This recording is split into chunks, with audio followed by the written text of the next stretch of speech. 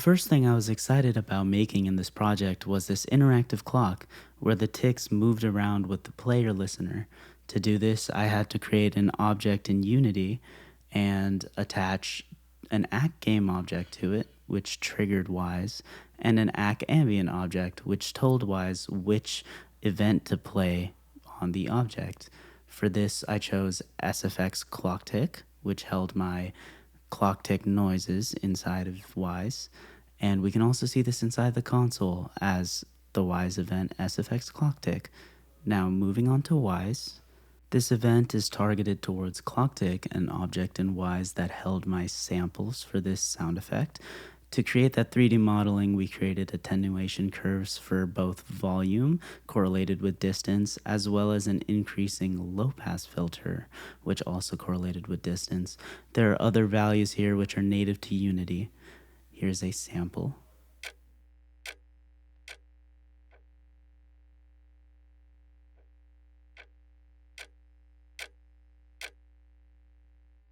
I also applied this to other sound effects in the game, such as the enemy noises, and created attenuation curves. Here's a sample. I also applied a cone emitter so the player could hear directional input.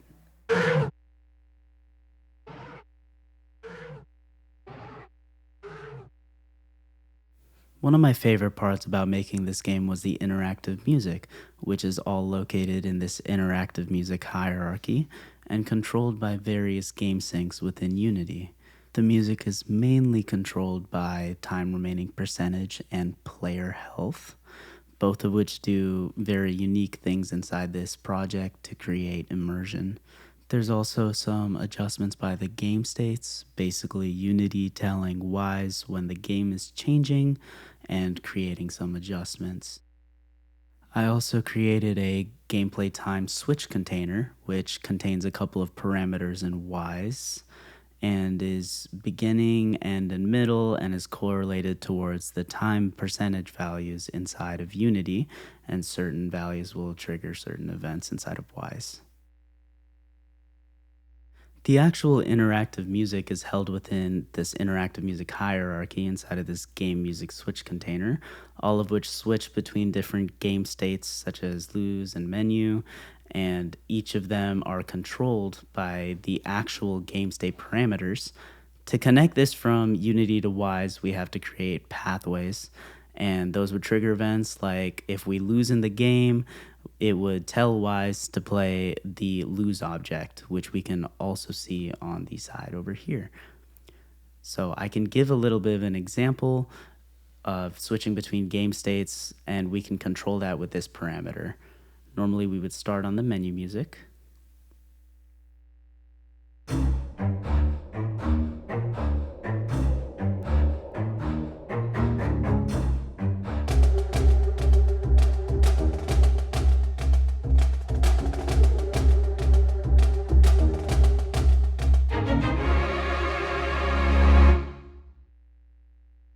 If we go a little bit further into gameplay music, we can see the beginning, end, and middle music, all controlled by the gameplay time switch, which, as we saw earlier, is correlated with the time remaining percentage parameter inside of Unity. So to get this transition in between the music, we have to create pathways as well to connect Unity to Wwise. So for instance, the beginning inside of the game would tell Wwise to play the beginning object. So we can see this through the time remaining percentage parameter inside of Wwise and give an example.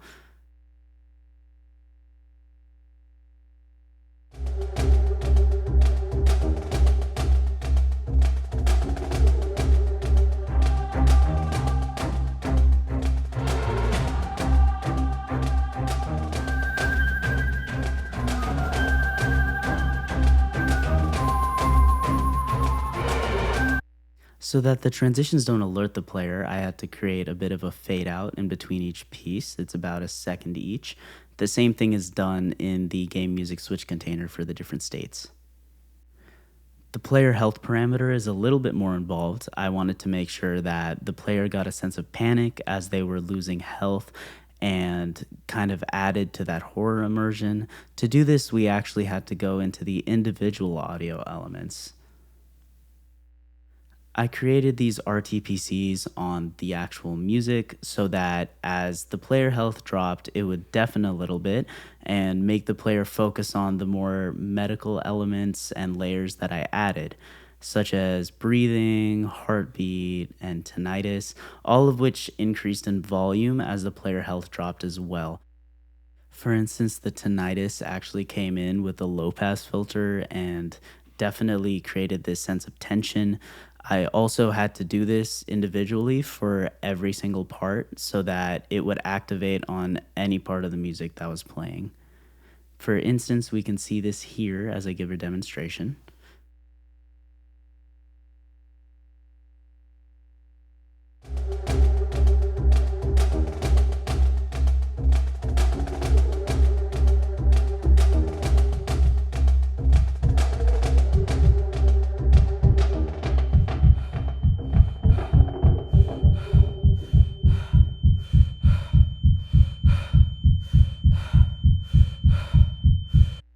This effect also works at any point in the music so that whenever the player loses health, they will still hear this effect.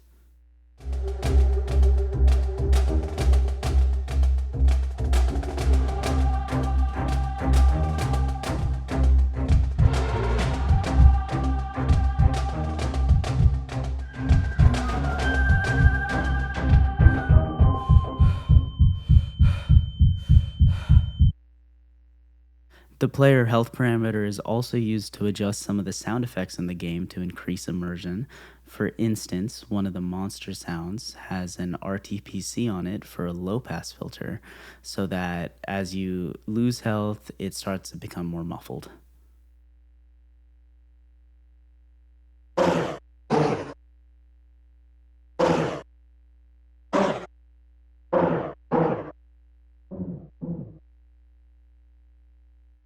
So here's a small example of what a gameplay session might look like in Wise. It is a little bit simplified as there are a lot of sound effects in the game. So usually we would start with ambience and music.